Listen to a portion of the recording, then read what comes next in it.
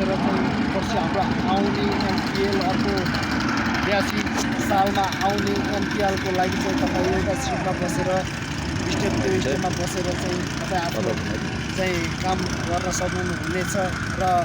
एआइबी सिटको लागि चाहिँ सिटहरू अथवा यता स्ल्याब अहिले चाहिँ स्ल्याबको स्टेपमा चाहिँ हामीले अब केही दिन हाम्रो 2 महिनाको समयमाको बजेटलाई हामीले 1 महिना अझ थप मागेर हामीले त्यो कम्प्लिट गर्छु भन्ने आशाका साथ तपाईहरुको माझ हामीले यस्तो कामदारहरूलाई अहिले यतिखेर राति 10 बजेको समयमा चाहिँ हाम्रो कामदार काम गर्दै हुनुहुन्छ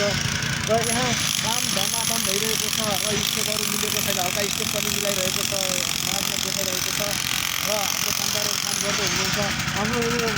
प्रदीप सरहरू हुनुहुन्छ माथि सबैजना हाम्रो चाहिँ एकदम आफ्नो काम चाहिँ आफ्नो काममा चाहिँ व्यस्त भइरहनु भएको छ र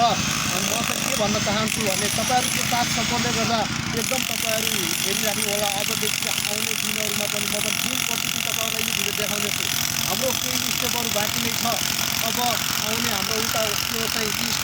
वेस्ट साइड हो र उताको साइड देखाउनु उताको साइड त हाम्रो साइड हो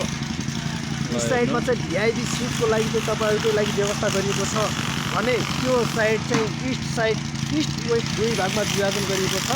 र हाम्रो यहाँ दर्शकहरू एकदम काम गरेर एकदम थाकिसक्नु भएको छ तैपनि काम छिटो सकाऊ भन्ने हिसाबले गर्दा हामीले चाहिँ लागि परेर अहिले हामी राति नाइट 10-11 बजिसकेको छ त्यतिखेर हामी काम गर्न गइरहेको छौँ र दर्शकबिन सबैजना यस्तो साथ सपोर्ट दिएर हाम्रो भिडियो हेरिदिनु होला माया गरिदिनु होला र तपाईहरु के भन्न चाहन्छु भने अझ तपाईहरु साथ सपोर्ट दिनुभयो भने म यस्तो राम्रो भिडियो बनाएर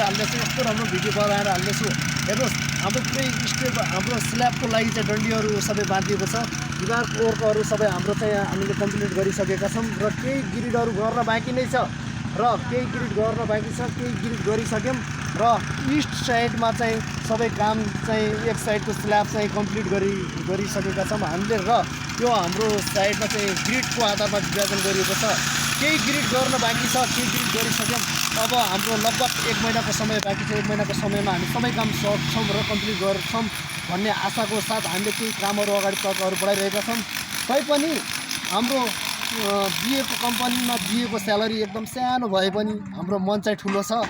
कमसेकम तपाईहरुको साथ सपोर्टले गर्दा हामी चाहिँ एकदम हामी पर्फेक्ट तरिकाले कमसेकम काम सिक्न पाइरहेको छौँ र काम अनुभव भइरहेको छ के ज्ञानहरू सिकिसकेका छौँ दर्शकबिन म केही यस्तै कुराहरू धेरै कुराहरू तपाईहरुमा केही कुरा भन्न चाहन्छु हेर्नुहोस् हाम्रो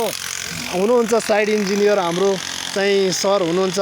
र तैपनि उहाँ पनि नाइटको लागि चाहिँ नाइट ड्युटी नाइट सिफ्टको लागि चाहिँ खटिराख्नु भएको छ दर्शकबिन हाम्रो यो भिडियोलाई एकदम तपाईले माया ममता गरिदिनु होला सर तपाईको नाम भन्नुहोस् तपाईको नाम के हो सर कृष्ण बस्नेत म अहिले साइट इन्जिनियर वेस्ट साइडको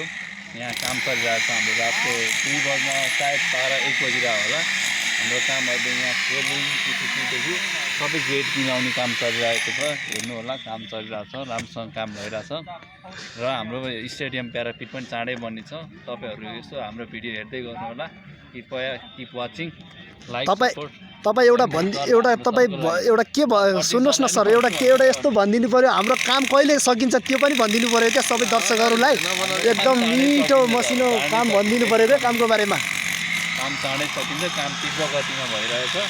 तीव्र रूपमा सकिन्छ हाम्रो काम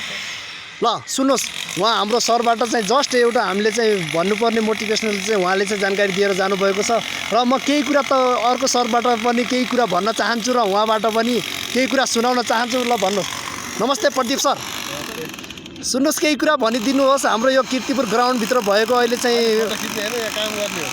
भनिदिनुहोस् तपाईँ भन्नुहोस् न एउटा